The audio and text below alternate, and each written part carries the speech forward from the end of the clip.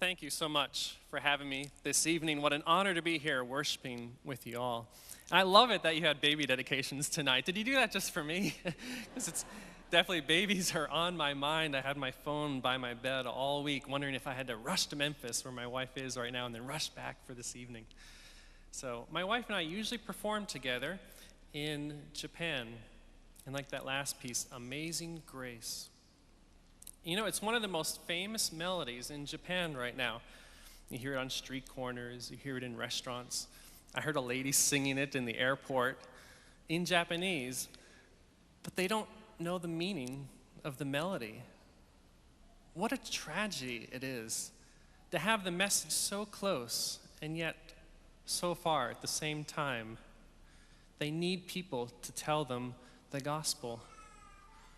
You know, there was a survey done recently. It asked, have you ever met a Japanese Christian before? 95% of the people said they never had.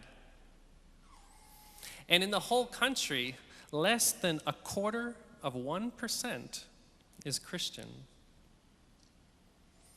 It's just amazing to me. It's a population of half of the United States. That's a lot of unsaved people. And the other interesting thing, I think, being in Japan, you know, I'm a missionary and I'm a musician. And one of the questions I get the most is, well, okay, where did you go to seminary? I say, I'm sorry, I haven't gone to seminary. I went to conservatory. And they look at me in disbelief. Well, how can you be a missionary and not go to conservatory? I thought this too. Don't you have to be a pastor to be a missionary? But God is using my gifts as an artist in Japan to help plant churches. And I'm amazed at how he has.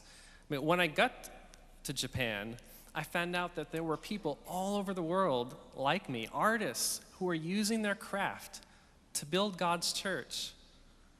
It's just amazing how he can use that. And if any of you are artists, or your sons or daughters are artists, they are needed on the mission field. I know of church planting teams all over the world who have asked, said to us, if things don't work out in Japan, would you please come to where we are? Well, I can't go, but you all can. So, this evening I want to bring to you a little piece of the beauty of Japan with this next piece. It's called Akatombo. The English for that is the red dragonfly. It's one of the most famous folk songs in Japan.